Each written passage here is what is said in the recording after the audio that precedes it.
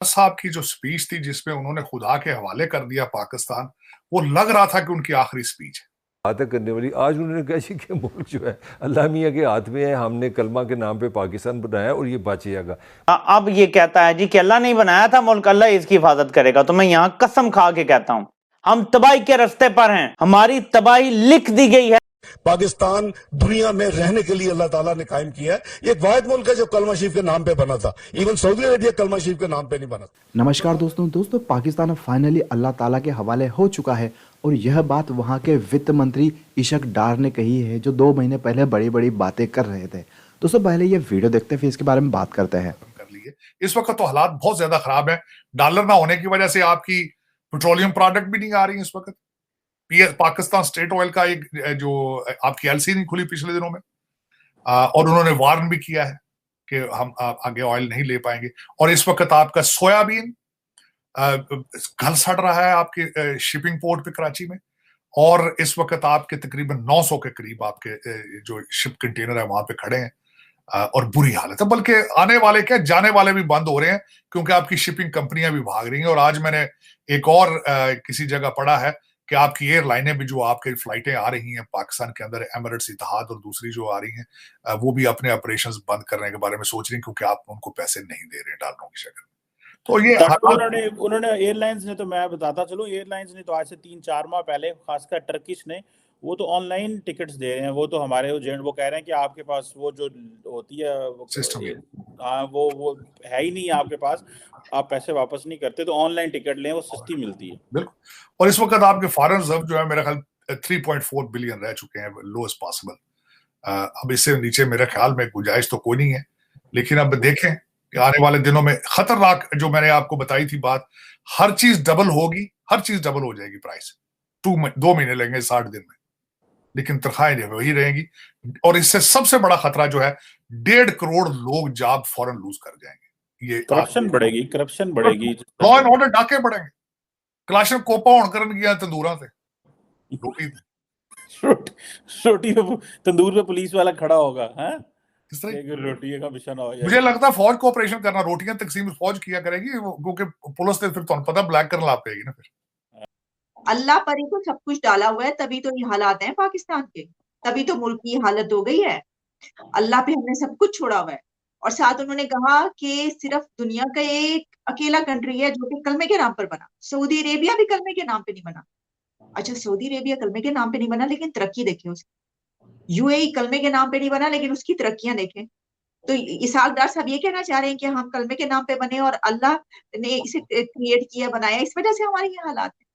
तो हमारी जो है ना, ये पॉलिटिशियंस, ये बहुत ही अफसोसनाक बात है कि आप इस तरह की बेवकूफाना बेहुदा किस्म की स्टेटमेंट्स जारी करते हैं, बयानात देते हैं, वो फिर वायरल होते हैं, वो फिर दूर दूर तक जाते हैं। अब इस पे पूरी दुनिया का मीडिया इसके ऊपर बात कर रहा है।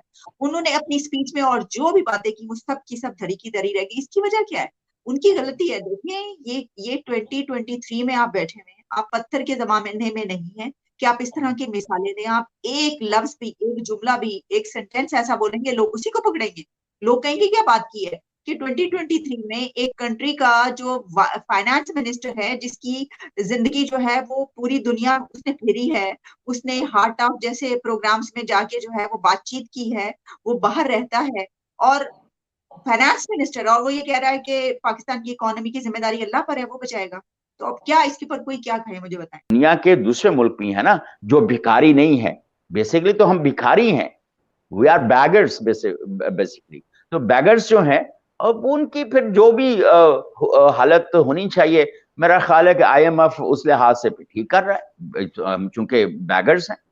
लेकिन फिर दोस्तों पाकिस्तान के ये वित्त मंत्री इशक डार हैं। ये जब 2 महीने पहले आए तब इन्होंने दावा किया था कि मैं डॉलर की रेट को कम कर दूंगा, यानी कि पाकिस्तान रुपए को मजबूत कर दूंगा और 180 रुपये पर ले आऊँगा।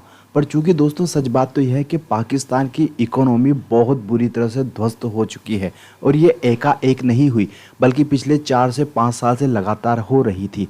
पहले चूंकि अमेरिका को पाकिस्तान की बेहद ज़रूरी थी, वो अमेरिका के एक बदमाश का किरदार इस हिस्से में निभाता रहता था। लेकिन चूंकि अब इंडिया का राइज बहुत ज़्यादा हो चुका है, इंडिया की पावर बहुत ज़्यादा हो चुकी है, और अब अमेरिका का फोकस भी साउथ एशिया से ज़्यादा, अफगानिस्तान से ज़्यादा इंडो पैसिफिक में हो चुका है चाइना को कंटेन करने के लिए। इसकी वजह से अब पाकिस्तान की वो अहमियत नहीं रह गई। दूसरी बात यह है कि दोस्तों गल्फ़ जो कंट्रीज़ है उनके लिए भी अब पाकिस्तान की वो अहमियत नहीं रह गई, क्योंकि अब उनका भी तेल ख़त्म हो रहा है और उनको भी फ्यूचर में अपनी इकोनॉमी को बचाना है। यही कारण है कि अब कोई भी मुल्क इंडिया के खिलाफ पाकिस्तान का साथ देने के लिए तैयार नहीं है। इसी वजह से पाकिस्तान की इकोनॉमी लगभग कोलैप्स हो चुकी है। और दोस्तों सच बात तो यह है कि अब पाकिस्तान में आने वाले समय में हालात बद से बदतर हो जाएंगे, क्योंकि IMF ने केवल $1 देने का ऐलान किया है और वो भी अभी 1 फरवरी को आएंगे, उसके बाद देखेंगे और 15 से 20 फरवरी के बीच में जाके इनको वो पैसा मिलेगा। ऐसे में दोस्तों इनका तो सर्वाइव ही मुश्किल हो जाएगा। और इतनी बड़ी पॉपुलेशन है, $1 बिलियन कुछ भी नहीं होता।